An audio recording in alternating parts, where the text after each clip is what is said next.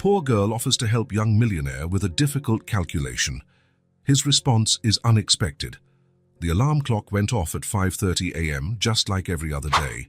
Ryan Blackwood no longer needed to hear it. His eyes were already open 5 minutes earlier, staring at the white ceiling of his bedroom. 15 seconds later, the automatic curtains opened, revealing the view of the still dark city, dotted with lights that never went out. Another day, he muttered to himself, rubbing his face with his cold hands. The Blackwood mansion was silent at that hour. Ryan liked that. No questions, no unnecessary conversations, just the sound of his own footsteps on the marble floor. He put on his robe and went down to the kitchen, coffee ready, toast made, an apple cut into perfect slices. Mrs. Morris, the housekeeper for over 20 years, knew exactly how he liked it. He never had to say a word. In the dining room, he sat alone at the head of the long oak table. 20 empty chairs.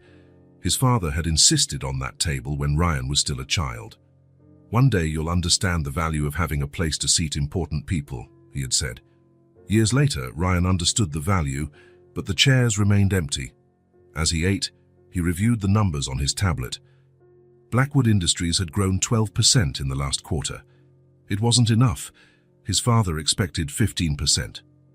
Ryan took the last sip of coffee and set the cup down on the table with a little more force than necessary. At 6:15 a.m., he was in the shower. Hot water, 7 minutes timed. At 6:30 a.m., he chose a grey suit from among 10 others that were practically identical. At 6:45 a.m., he got into the black Mercedes where Thomas, the chauffeur, was already waiting in silence. "Good morning, Mr. Ryan," Thomas said, looking in the rearview mirror. "Good morning, Thomas. Head office, please." Those were the only words exchanged during the entire drive. Ryan preferred to occupy his mind with the financial reports he needed to review that morning. Thomas already knew what to do: drive in silence, keep the temperature at 70 degrees, radio off. The car glided through the still quiet city streets. Through the window, Ryan watched ordinary people starting their days. A man opening a bakery, a woman walking a dog, sleepy teenagers waiting for the school bus. Simple lives. For a very brief second, he felt something like curiosity. What would it be like? He didn't finish the thought. The car was already entering the underground garage of the imposing glass and steel building that housed the headquarters of Blackwood Industries. "Return at 9 p.m., sir?" Thomas asked. "Yes, thank you." The private elevator doors opened directly onto the executive floor. His secretary, Mrs. Peterson, was already at her desk, efficient as always. "Good morning, Mr. Blackwood. Your father called. He asked you to call him back as soon as you arrived." Ryan nodded, without breaking his stride. His office was a large room with a panoramic view of the city, minimalist, functional, impeccable. He sat at his desk and took a deep breath before picking up the phone. "Father, I got your message." "Ryan, the numbers in the quarterly report are disappointing. No good morning and no how are you. Straight to the point, Robert Blackwood's trademark. We grew 12% in a recessionary market. That's insufficient. We promised the shareholders 15%. Your management is falling short." The familiar feeling of weight settled on Ryan's shoulders. 25 years old, executive vice president for $3, and he still felt like a boy being scolded for bad grades. "We'll recover next quarter. I have some projects that—" "I don't want to hear about projects. I want results. The board meeting is in 2 weeks. By then, fix this." The call ended abruptly. Ryan placed the phone back on its cradle and looked out the window. The city was now fully awake, frantic. At 8 a.m., the team of directors began to arrive for the morning meeting. 10 men and 2 women, all with identical briefcases, all with carefully neutral expressions. Ryan watched them enter the meeting room through the glass walls. Subdued smiles, formal handshakes, no one was there for friendship. As he entered the room, the conversations died down. Ryan sat at the head of the table. "Good morning, everyone. Let's get straight to the point. The numbers are not good." The meeting lasted 2 hours. Spreadsheets, graphs, projections, each director defending their department. no one taking responsibility. Ryan listened more than he spoke, observing how they avoided his gaze when he mentioned cost cuts. I think it's clear what needs to be done. I want a complete action plan by tomorrow. No excuses. When everyone had left, Ryan remained in the empty room. In the reflection of the glass, he saw a young man in an impeccable suit with well-cut brown hair and an upright posture. A successful man by all standards. Why then did he feel this emptiness? At 1 p.m., Mrs. Peterson came in with a salad that Ryan hadn't ordered, but he ate it anyway while reviewing contracts. At 4 p.m., more meetings. At 7 p.m., a video conference with investors from Asia. Fake smiles, measured promises, carefully chosen words. When he finally left the building, the city was already showing its nocturnal side. Office lights still on, like his, people rushing home, to families, perhaps, to something more than empty walls. Thomas was waiting with the car. Straight home, sir. Yes, Thomas. The ride back was identical to the morning's. Same silence, same thoughts. Upon arriving at the mansion, the lights were already on, as if someone were waiting for him. But Ryan knew he would only find dinner prepared and put away, the house cleaned and tidied by hands he never saw. He ate alone, again at the head of the large table, a plate of perfectly grilled salmon, steamed vegetables, tasteless food for a colorless day. He went up to his room and took off his watch. 10:10 p.m. Free time before bed. For what? He turned on the giant TV on the wall but paid no attention. He picked up a book, read the same page 3 times. At some point, he realized he was standing by the window, looking at the small points of light in the distant houses, people living, talking, laughing. He was so used to demanding results, being efficient, that he had forgotten what it was like to simply exist. At 11 p.m., he lay down in the king-size bed. He set the alarm for 5:30 a.m. Tomorrow would be the same, and the day after, and the day after that. His last thought before falling asleep was a simple question he had never asked himself. Is this all there is? The kitchen of the Blackwood mansion came to life long before the rest of the house. At 4:30 in the morning, Martha Hayes was already turning on the lights, tying her white apron around her waist and starting to prepare her employer's breakfast. Emily, sweetie, don't forget your coat, it's chilly outside. Little Emily, only 5 years old, rubbed her light-colored eyes as she settled into a kitchen chair. Her blonde hair, still messy from sleep, fell over her face in rebellious strands. Mommy, can I take my notebook today? Martha smiled at her daughter as she beat the eggs for Mr. Ryan's omelette. So of course you can, but remember what I always say. Emily finished the sentence, mimicking her mother's serious tone. Don't bother Mr. Ryan, sweetie. He has a lot of work to do. They both laughed. It was almost a morning ritual between them. Martha had been working at the Blackwood mansion for 6 years, ever since her husband had left them. The pay was good, and Mr. Ryan allowed Emily to stay on the property while her mother worked. It was either that or pay for a babysitter who would consume half of what she earned. Emily jumped from her chair and ran to her backpack, a faded blue bag she carried with the care of a treasure. From inside, she pulled out a hardcover notebook with worn edges and yellowed pages, a gift she had found in the public library's discard pile. Look, Mummy, I found a new way to do that math problem. Martha glanced over her shoulder, seeing her daughter's neat handwriting and a series of numbers and symbols she didn't fully understand. Emily had a way with numbers that surprised her. She never had to teach the girl to count or do simple sums. She just learned by observing, asking, exploring. You're so smart. Now put that away and eat your cereal. We need to be quiet when Mr. Ryan comes down. The kitchen was Martha's domain, but the rest of the house belonged to the silence her employer demanded. Emily knew this.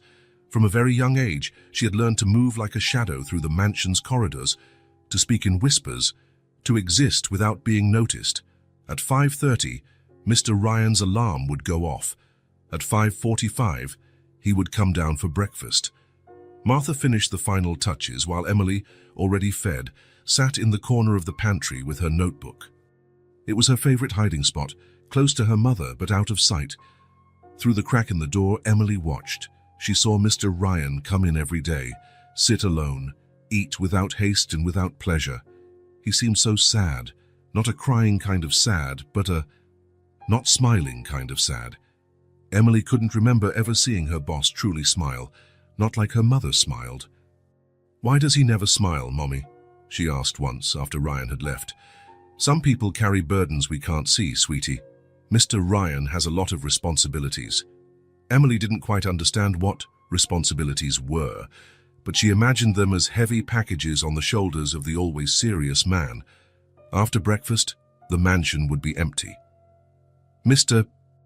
Ryan would go to his office in the city, and the two of them had more freedom to move around. Martha cleaned the upstairs rooms, while Emily followed her, sometimes helping with small tasks, sometimes just watching. "Mommy, what's in that room?" she asked, pointing to an always closed door at the end of the hallway. "That's Mr. Ryan's office. We never go in there without permission." But Emily's curiosity was greater than the rules. One day, when her mother was busy with the laundry, the girl approached the mysterious door. It was just ajar. She looked both ways and, with her heart pounding, pushed it open a few inches. The office was a large room, with shelves full of books and a large desk by the window.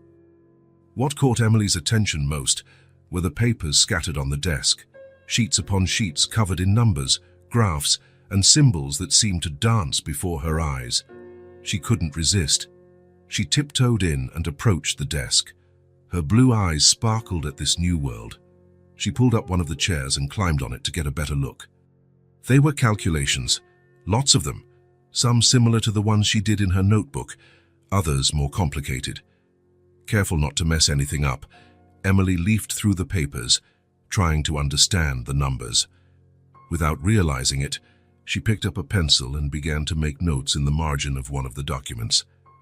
The symbols made sense to her, as if they were telling a story only she could read. "Emily, what are you doing in here?" Her mother's frightened voice brought her back to reality. Martha was at the door, her eyes wide. "I'm sorry, Mommy. I just wanted to see... Get out of there right now. If Mr. Ryan finds out..." Emily quickly got down from the chair, but in her haste, she dropped the pencil on the floor. The sound seemed to echo through the empty room. "I was just looking at the numbers. They're beautiful." Martha took a deep breath, trying to calm down. She checked that everything was in its place and pulled her daughter by the hand. "Never come in here again without permission. Do you understand? Mr. Ryan doesn't like people touching his things." That night, in her small room at the back of the mansion, Emily opened her old notebook. She drew from memory the symbols she had seen in the office and tried to reproduce some of the calculations. She didn't fully understand what they meant, but there was something about them that fascinated her. In the following weeks, Emily became even more observant. When Mr. Ryan brought work home, she would watch him from the hallway, seeing how he frowned at certain papers, how he sighed when something didn't work out. Once, she found a crumpled piece of paper in the hallway trash can. She smoothed it out carefully and discovered more numbers, crossed out forcefully. She hid it in her notebook, and that night tried to understand what had gone wrong in those calculations. Emily began to create her own system. In her notebook, she divided the pages into sections: Mr.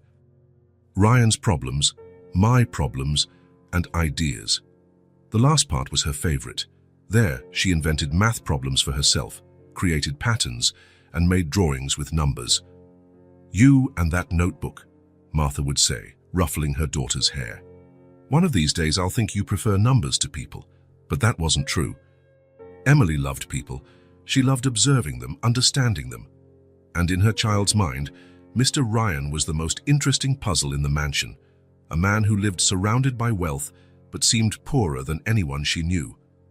"Mommy," she asked one night, as Martha tucked her into bed, "do you think Mr. Ryan has any friends?" Martha paused for a moment, considering the question. "I think he has business associates, partners." "That's not the same as friends," Emily concluded, hugging her notebook. "No, sweetie, it's not the same thing." Emily closed her eyes, imagining a world where the numbers in her notebook could somehow help that sad man find friends. Maybe, she thought before falling asleep, she could be his friend. But then she remembered her mother's words, which echoed in her mind. Don't bother Mr. Ryan, sweetie. He has a lot of work to do. The week started worse than usual for Ryan.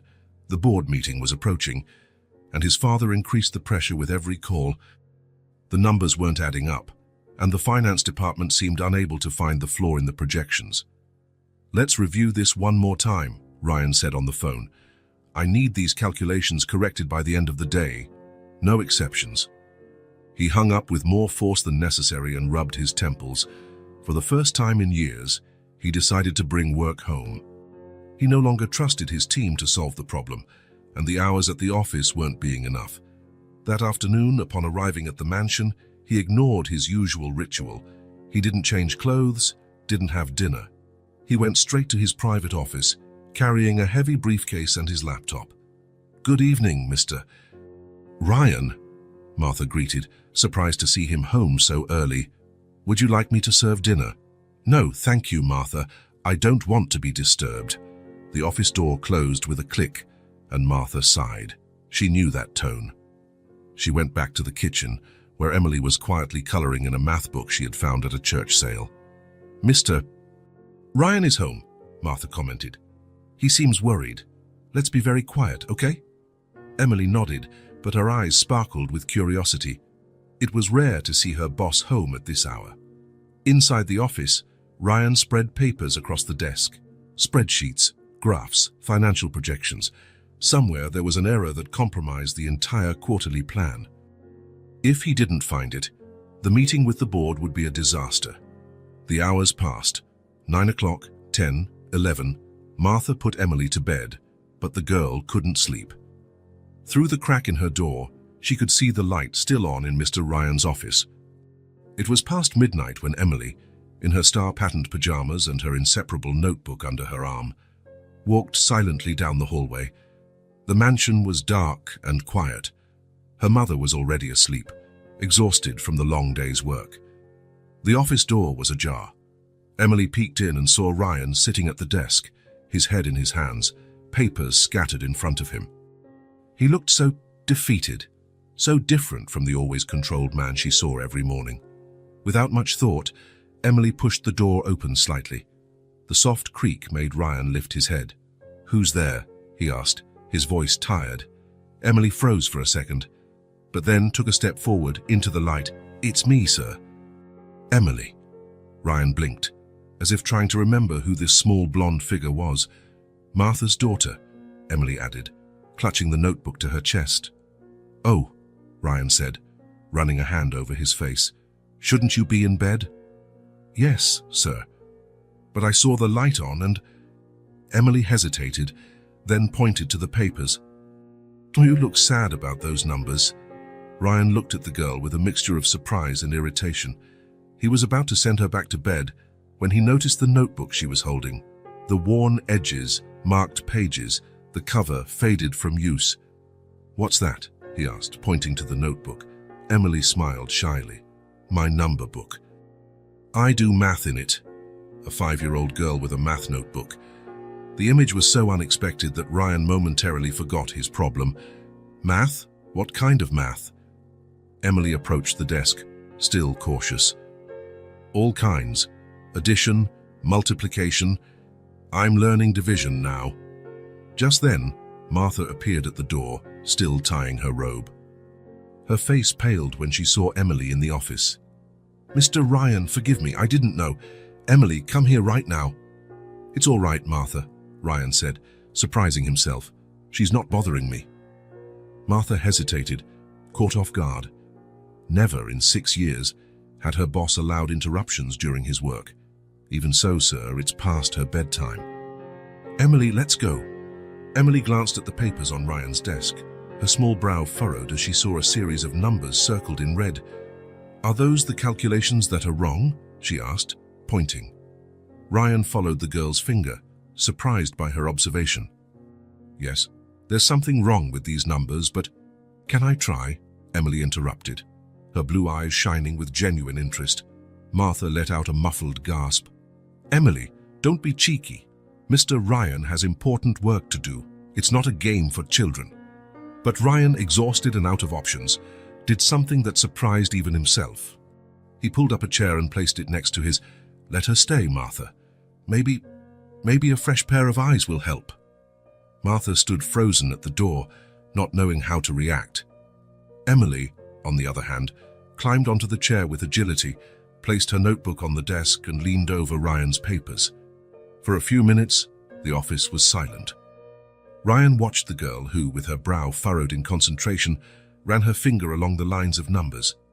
Occasionally, she made quick notes in her own notebook. "The problem is here," she said finally, pointing to a column of numbers. "And here too, the values are swapped, and that makes everything else wrong." Ryan took the paper, skeptical. He examined the spot Emily indicated, and after a few mental calculations, felt a wave of surprise. The girl was right. The finance department had inverted two crucial variables, causing a cascading error in all the projections. How did you see that?" he asked, trying to hide his astonishment. Emily shrugged, as if it were obvious. "So the numbers have to make sense together. These ones were fighting with each other. Look, if you put this one here," she scribbled something on a blank piece of paper, "and this one here, it all fits. It's like a puzzle." Ryan quickly redid the calculations on his calculator. The results matched Emily's suggested corrections perfectly. The solution was so simple that he felt almost embarrassed for not having seen it before. "You're right," he said finally, keeping his tone neutral despite his surprise. "The error was exactly where you pointed it out." Emily smiled, proud. Martha, still at the door, watched the scene with a mixture of awe and concern. "All right, Emily. You've helped Mr. Ryan. Now let's go, it's very late." Ryan looked at the clock, almost 1 in the morning. He had lost track of time. "Yes, you'd better go to bed," he agreed, closing the folder with the documents. "And thank you, Emily." The girl climbed down from the chair, hugging her notebook. "You're welcome, Mr. Ryan. Numbers are fun when they're not fighting." Martha took her daughter's hand and led her out of the office. In the hallway, out of Ryan's earshot, she knelt to be at Emily's level, her face serious. "Never do that again. Do you understand? Never go into Mr. Ryan's office unless you're called." "But I helped him, Mommy." He was sad about the numbers. "It doesn't matter." Martha held her daughter's shoulders firmly. "We are not to bother our employer. Our job is to be invisible in this house. If he gets upset, we could lose our job, our home. Do you understand that?" Emily looked down, clutching her notebook. "Yes, Mommy. Promise you won't do it again." "I promise," Emily murmured, without much conviction. Martha sighed, knowing that tone all too well. She led her daughter back to her room, thinking about what she had just witnessed. How had her little Emily, with no formal education, solved a problem that had left Mr. Ryan in such a state? In the office, Ryan put away the documents with a strange feeling. He was used to being the smartest person in the room, to having all the answers, but a 5-year-old child had seen something that he and his entire team of educated professionals had failed to see. Before turning off the light, his gaze fell on a doodle Emily had left on one of the papers. It wasn't just numbers. It was a small drawing of a smiling face next to the correction. A detail so small, so childish, so human. For the first time in weeks, Ryan felt the corners of his mouth curve slightly upward. The board meeting went better than Ryan had expected. The corrected calculations revealed a much more favorable outlook for the company, and even his father showed something close to satisfaction. For the first time in months, Ryan returned to the mansion without that feeling of weight on his shoulders. "Good afternoon, Mr. Ryan," Martha greeted, surprised to see him arrive earlier than usual. "Did something happen?" "No, Martha, the meeting ended early, that's all." Ryan hung his coat on the coat rack by the entrance. He hesitated for a moment, then added, "Is Emily around?" Martha almost dropped the dishcloth she was holding. "Emily? Yes, sir, she's in the laundry room folding some towels." Ryan nodded and headed to his room. Martha stood in the same spot, a confused expression on her face. In 6 years, her boss had never asked about her daughter. That evening, during dinner, Ryan ate without rushing. Normally, he avoided any unnecessary conversation with the staff. But today, he did something different. "Martha, the food is especially good today." "Thank you, sir." Martha replied, pouring him more water. Her hands trembled slightly. Your daughter? Does she attend a school? Martha set down the water pitcher, surprised by the question. Not regularly, sir. We can't afford a private school. And the local public school. She hesitated. It's not a good place. I teach her what I can at home. Ryan nodded without commenting. He finished his meal in silence, but his thoughts were far away. He remembered the ease with which little Emily had identified the error in his calculations, the sparkle in her eyes when she talked about numbers. 3 days later, upon returning from the office, Ryan stopped by the kitchen before going up to his room. Martha, I'll be working from home tomorrow. I'll need some help with a few spreadsheets. Could your daughter assist me for an hour? Martha was speechless for a few seconds. Emily, sir, but she's only 5 years old. I'm aware. But she has a natural talent with numbers. It would be helpful. Martha opened and closed her mouth several times before managing to reply, If you think she can help, of course. The next morning, Emily was more dressed up than usual. Martha had combed her blonde hair into a neat braid and dressed her in her best blue dress. Before taking her to Ryan's office, she knelt before her daughter. Remember, Emily, only answer what he asks. Don't talk too much, don't interrupt him. And when he says you're finished, thank him politely and leave. Emily nodded solemnly, hugging her worn notebook. Yes, Mommy? Martha knocked on the office door and, after hearing Ryan's voice, opened it. Emily entered with small, hesitant steps, her eyes lowered. Good morning, Mr. Ryan, she said in a low voice. Ryan looked up from his papers and gestured to the chair in front of his desk. Good morning, Emily. Please, have a seat. Martha lingered at the door for a moment, watching her daughter climb onto the chair that was too big for her. After a discreet nod from Ryan, she left, leaving the door ajar. The first few minutes were awkward. Ryan showed Emily some simple spreadsheets, asking her to check if the numbers were correct. The girl worked in silence, focused, only pointing out occasional small errors. This should be 437, not 473, she said, pointing to a cell on the spreadsheet. Ryan checked and nodded. It was a simple typo, but one that many adults would have missed. How did you learn math, Emily? He finally asked. The girl looked up, surprised by the question. By myself, sir, with books. What books? Emily hesitated, then opened her old notebook. Between the pages were newspaper clippings, loose sheets from textbooks, and exercises copied by hand. These, I find them at the library, sometimes in the school's trash when we walk by. Ryan picked up one of the clippings. It was an intermediate-level math logic problem, with careful notes in the margins made by Emily herself. And you understand all this? Emily shrugged.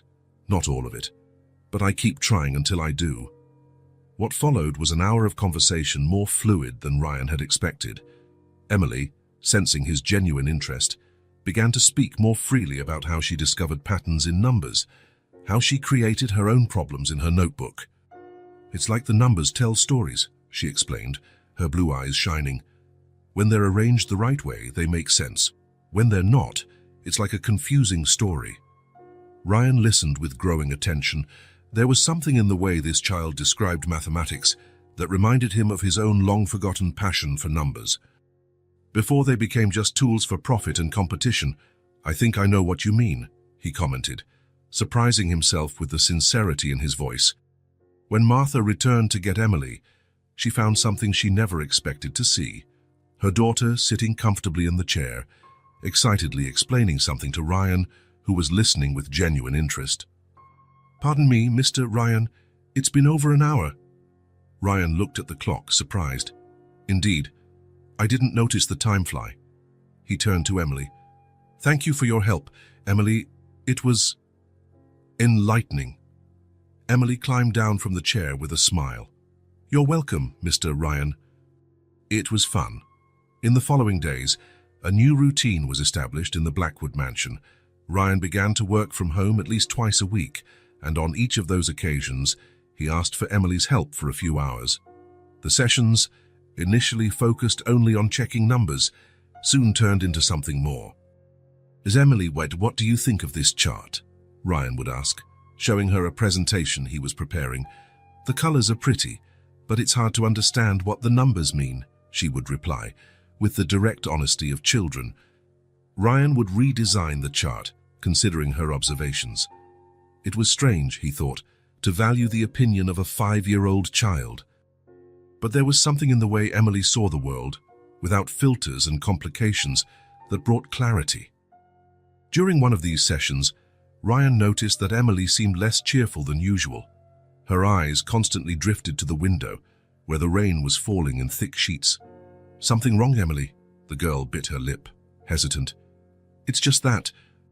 There was supposed to be a book fair at the library today. Mommy promised to take me, but with this rain..." Ryan looked at the storm outside.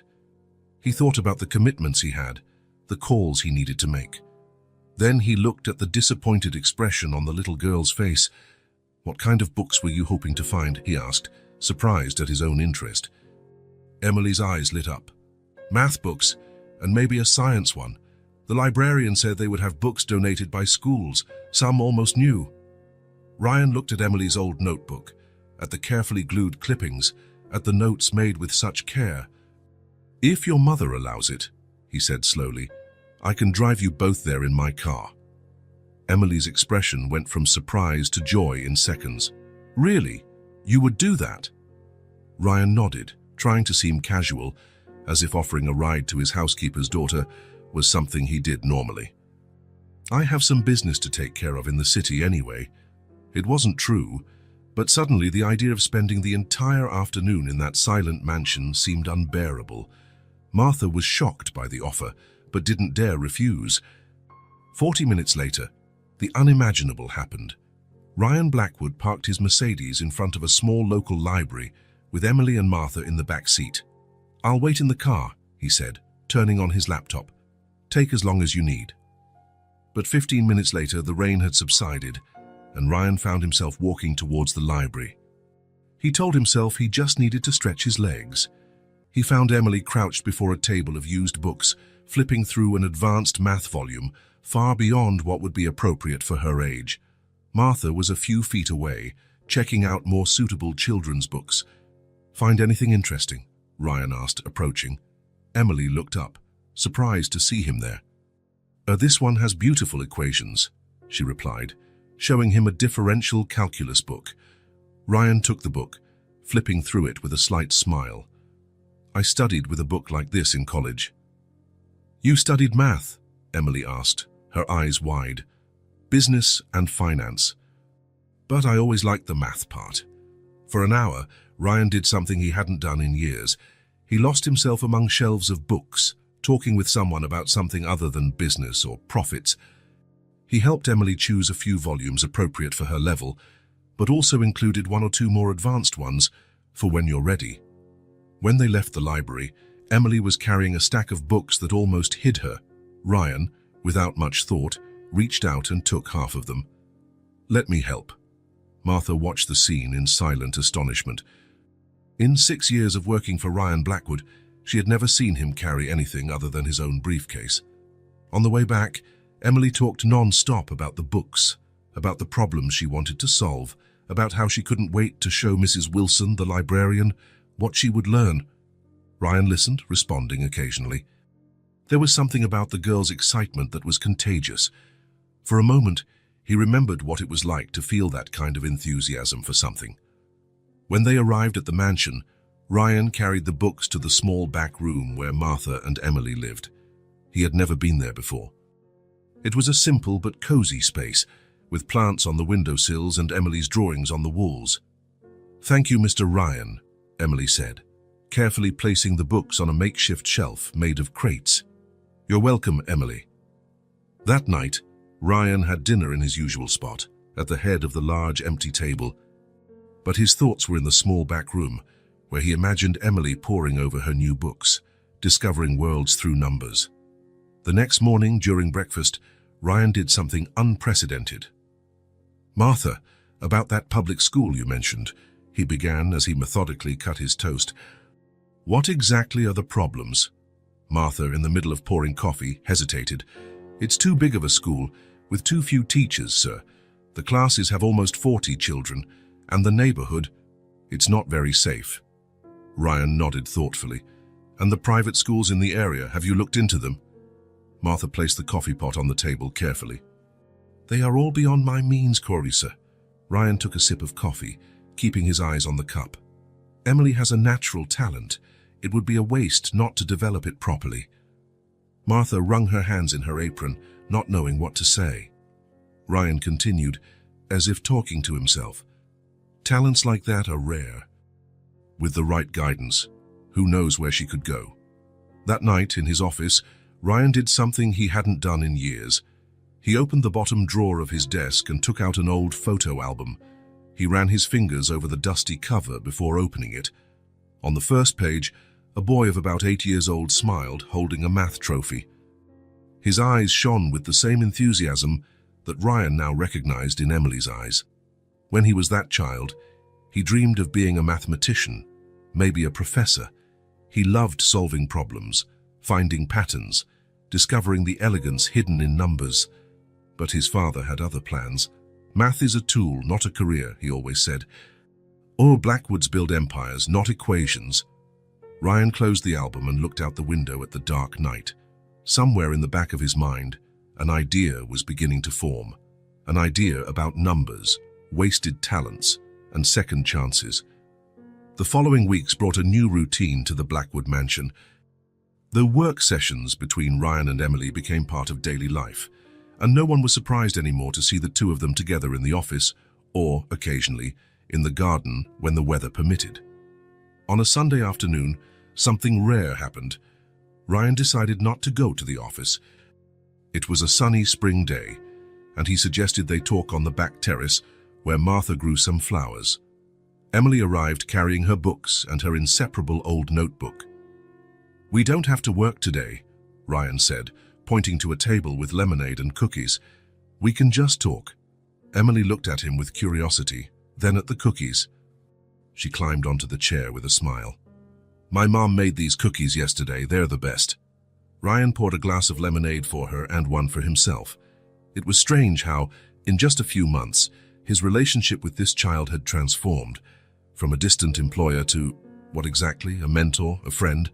How are the new books? He asked, biting into a cookie. Martha really had a talent in the kitchen. Wonderful. Emily swung her legs, excited. I finished the one on fractions and started the one on geometry. There are incredible shapes in there. And school? Your mother mentioned you went to visit some last week. Emily's smile faded a little. There were 3 schools.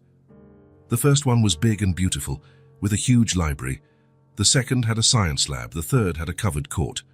It sounds like you liked them. Emily looked down at her glass of lemonade. I did. But Mommy was sad afterward. I heard her crying at night. Ryan felt something tighten in his chest. He knew the reason for Martha's tears. Why do you think she was sad? Emily fiddled with her napkin, folding it into precise geometric shapes, a habit Ryan had noticed. Because those schools cost a lot of money. Mommy explained to me that even working every day, she couldn't afford it.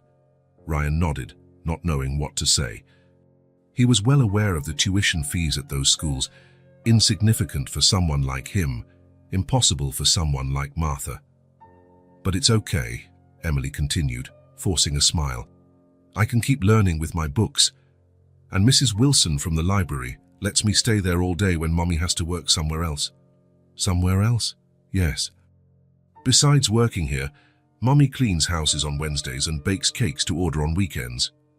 Ryan put down his glass, surprised. He didn't know Martha had other jobs. On second thought, he had never wondered how she lived, what her struggles were, what she did besides serve his household. And where do you stay when she's at these other jobs? Emily shrugged.